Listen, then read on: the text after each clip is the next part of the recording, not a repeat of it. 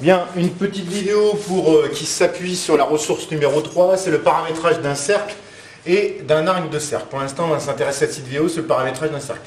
Alors, je vous demande d'accepter que le paramétrage d'un cercle, c'est-à-dire le paramétrage de tous les points qui se situent à équidistance d'un centre, qui est un premier point de contrôle, qu'on note oméga, et qu'il a lui-même des coordonnées qui sont x oméga et y oméga dans un repère du plan. Je rappelle que dans vos logiciels, les repères sont toujours en haut à gauche de votre feuille, vous ne le voyez pas apparaître, vous ne le faites pas apparaître, mais quand on vectorise l'image, quand on crée un format vectoriel, tous les points ont des coordonnées. Alors comment on paramètre un cercle? Mais c'est pas compliqué, je vous demande d'accepter x de t, c'est x oméga, c'est-à-dire l'abscisse du centre, plus r, c'est-à-dire ici le rayon, fois cos de t, qui est une composante en fait d'une abscisse, qu'on appelle une coordonnée polaire, et y de t, l'ordonnée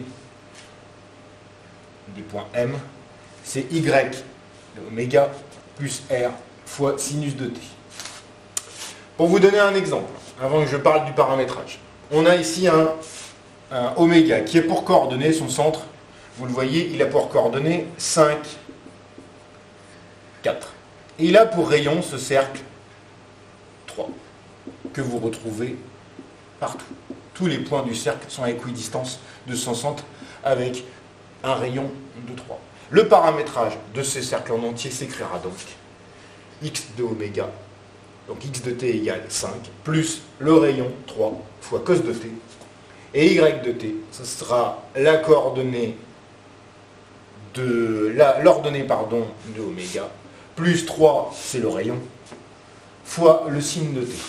Pour le paramètre, on le verra entre 0 et 2π, puisque quand vous le mettez entre 0 et 2π, c'est ce qu'on va voir dans la prochaine vidéo, vous avez l'entièreté du cercle. À la différence des segments de droite ici, le paramètre, c'est un angle. C'est pas un début à 0% et un 1 à 100%. C'est un angle, voire prochaine vidéo.